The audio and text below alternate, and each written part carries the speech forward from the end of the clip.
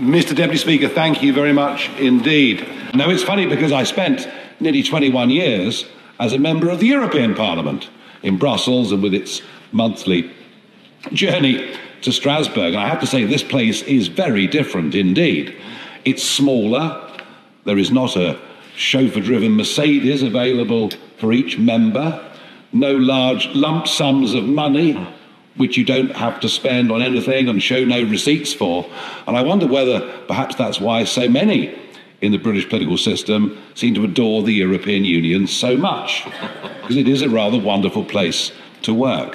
What I perhaps didn't expect was to come here and to find that I'm more outnumbered with my reform team, more outnumbered here than we were in the European Parliament, because there are more supporters of Brexit in the European Parliament than I sense there are in this Parliament of 2024. This is very much a Remainers' Parliament.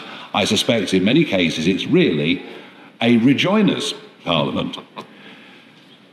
But the other issue, and it's very interesting as we debate the King's speech, if you look at the speech itself, the word immigration is mentioned only twice, and asylum just once. And perhaps this is not a surprise, as when Sir Keir Starmer laid out the 6 big priorities for the general election for the Labour Party, he didn't mention legal or illegal immigration.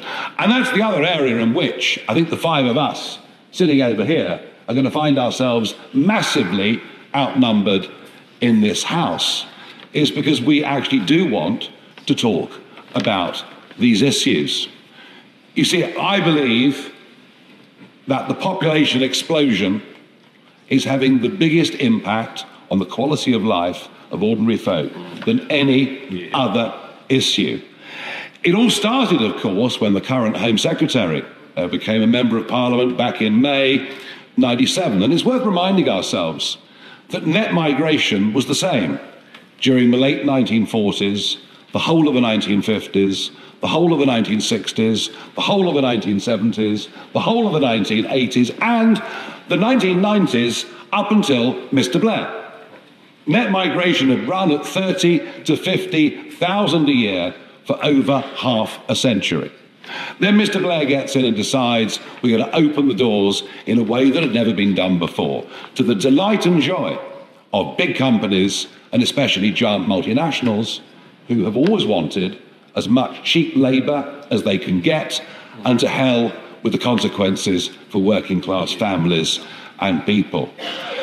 But perhaps it was even more of a surprise to see that that massive acceleration in our population through immigration would then, by a Conservative Party, who despite promises in 4 consecutive manifestos, actually accelerate what had happened under the years of Mr. Blair.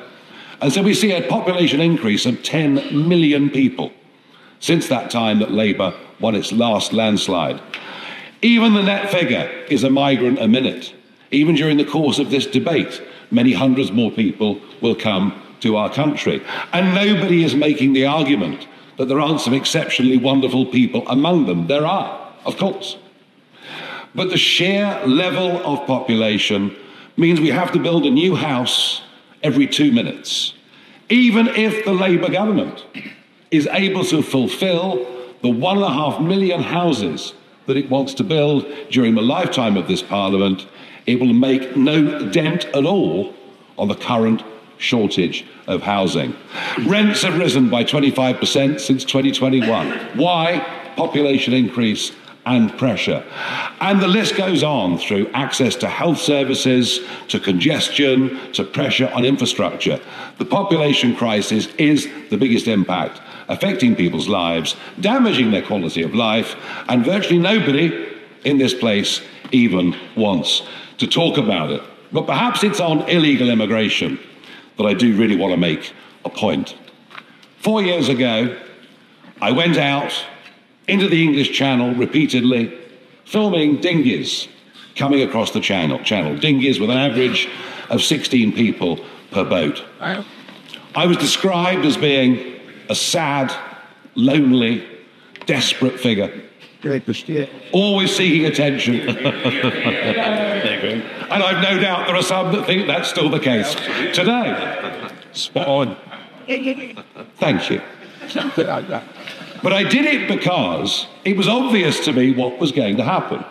It was obvious that there would be a huge influx of people illegally coming to Britain across the English Channel. And it would happen because we'd stopped deporting people who came to Britain illegally.